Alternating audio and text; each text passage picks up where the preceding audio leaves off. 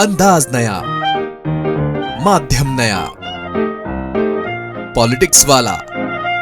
आओ राजनीति करें। इस साल के अंत में बिहार में विधानसभा चुनाव होने वाले हैं, लेकिन एक बार फिर से महाराष्ट्र विधानसभा चुनाव 2024 को लेकर सियासी गलियारों में चर्चा तेज हो गई है। दरअसल ये मुद्दा सोशल मीडिया पोस्ट से फिर से सुर्खियों में आ गया, जो लोकसभा में नेता प्रतिपक्ष राहुल गांधी ने अपने एक्स हैंडल पर किए। इस पोस्ट में उन्होंने लिखा, भाजपा और उसके सहयोगियों ने चुनाव जीतने के लिए 5 स्टेप प्लानिंग की थी। पहला, चुनाव आयोग चुनने वाली टीम में गड़बड़ी हुई।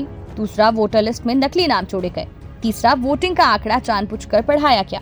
चौथा, जहां बीजेपी को जीत चाहिए थी वहां फर्जी वोट डलवाए गए। पांचवा, सबूतों को छुपा लिया गया। कांग्रेस नेता ने बीजेपी पर मैच फिक्सिंग का आरोप लगाया और दावा किया कि भारतीय जनता पार्टी ने लोकतंत्र को कमजोर करने की साजिश रची है। राहुल ने कहा कि यह मामूली धोखाधड़ी नहीं बल्कि बड़े स्तर पर चुनावों में हेरफेर है। महाराष्ट्र की ये मैच फिक्सिंग अब बिहार में दोहराई जाएगी और फिर वहां भी जहां जहां बीजेपी हार रही होगी। मैच फिक्स किए गए चुनाव किसी भी लोकतंत्र के लिए जहर की तरह होते हैं। साल 2023 में केंद्र सरकार ने चुनाव आयोग के सदस्यों के चयन में बदलाव किया, जिसमें अब मुख्य न्यायाधीश की जगह एक केंद्रीय मंत्री को शामिल किया गया। राहुल गांधी का मानना है कि इससे चुनाव आयोग का निष्पक्ष होना मुश्किल हो गया है। राहुल गांधी ने दावा किया कि महाराष्ट्र में 2019 के विधानसभा चुनाव में 8.98 करोड़ वोटर थे, जो 2024 के लोकसभा चुनाव में बढ़कर 9.29 करोड़ हो गए। यानी 5 साल में 31 लाख वोटर बढ़े।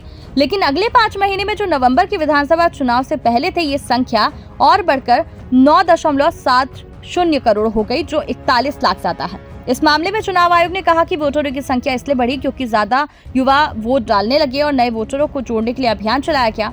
लेकिन राहुल ने इसे सही नहीं माना। इधर भाजपा ने राहुल गांधी के आरोपों को शर्मनाक बताया। महाराष्ट्र के मुख्यमंत्री देवेंद्र फडणवीस ने कहा कि राहुल गांधी को अब नींद से जागना पड़ेगा। जब तक वो जमीन पर नहीं उतरते, वास्तविकता को नहीं समझते, तब तक कांग्रेस हारती रहेगी।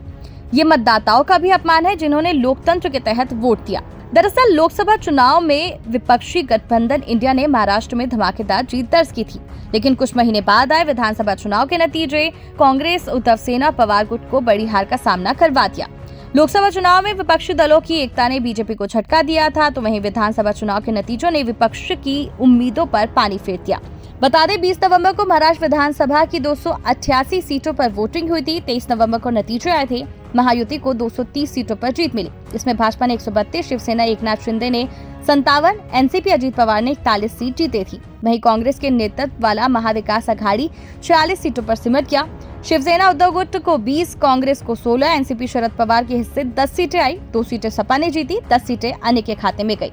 ये नतीजा उद्धव ठाकरे और शरद पवार के लिए बहुत बड़ा झटका था, क्योंकि चुनाव से पहले ही वे अपनी पार्टियों और उनके चुनाव चिन्ह खो चुके थे। सरकार महायुति की बन गई, लेकिन कांग्रेस उन पर तब से लेकर अब तक मैच फिक्सिंग का आरोप लगाती आ रही है। बिहार चुनाव से पहले एक बार फिर से राहुल गांधी के इन आरोपों ने इस मुद्दे को फिर से हवा दे दी है। ब्यूरो रिपोर्ट, पॉलिटिक्स वाला।